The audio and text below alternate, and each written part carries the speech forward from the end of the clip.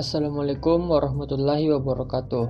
Perkenalkan, nama saya Erlangga Abdul Ghafur dengan NIM 200209501036 dari Universitas Negeri Makassar, jurusan Teknik Informatika dan Komputer, Prodi Pendidikan Teknik Informatika dan Komputer, kelas PTIKC Angkatan 2020. Pada kali ini, pada mata kuliah Elektronika Analog dan Digital, saya akan membahas tentang klasifikasi komponen elektronika analog.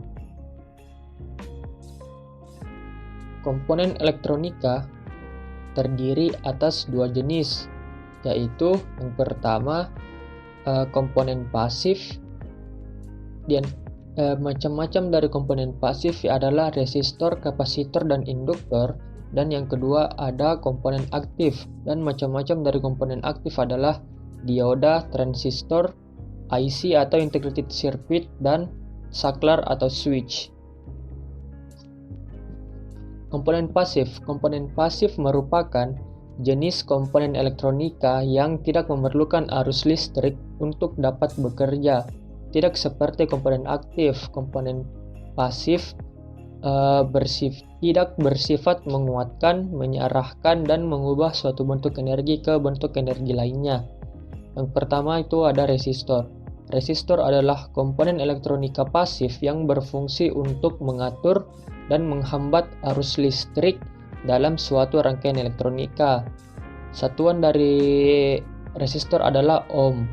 Yang kedua, kapasitor. Kapasitor atau kondensator adalah komponen elektronika pasif yang dapat menyimpan muatan listrik dalam waktu sementara dengan satuan kapasitansinya adalah farad. Dan yang terakhir ada induktor.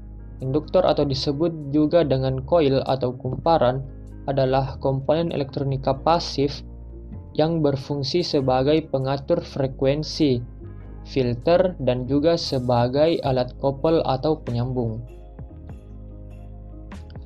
Adapun fungsi-fungsi dari resistor ialah yang pertama sebagai pembatas arus listrik, yang kedua sebagai pengatur arus listrik, yang ketiga sebagai pembagi tegangan listrik, dan yang keempat sebagai penurun tegangan listrik.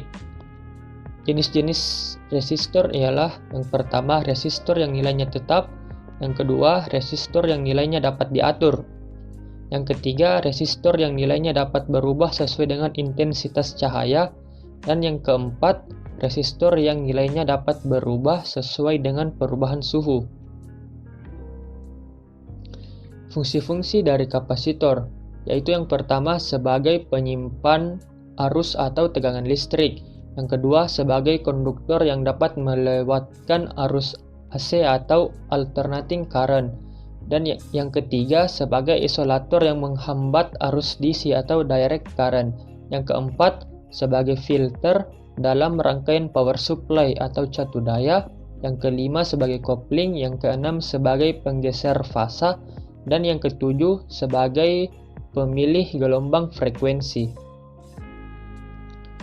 Adapun jenis-jenis dari kapasitor yang terbagi atas dua. Yang pertama, kapasitor nilai tetap tidak berpolaritas atau kapasitor keramik, kapasitor polister, kapasitor kertas, dan kapasitor mika.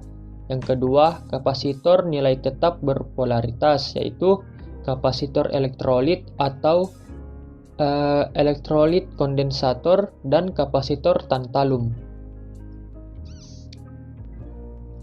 Adapun fungsi-fungsi dari induktor yaitu yang pertama sebagai filter dalam rangkaian yang berkaitan dengan frekuensi, yang kedua sebagai transformator atau transformer, yang ketiga motor listrik, yang keempat solenoid, yang kelima relay, yang keenam speaker, dan yang ketujuh mikrofon. Jenis-jenis induktor terbagi atas dua macam, yaitu yang pertama induktor bernilai tetap dan yang kedua induktor yang bernilai tidak tetap. Komponen elektronika aktif. Komponen elektronika aktif adalah jenis komponen elektronika yang memerlukan arus eksternal untuk dapat beroperasi.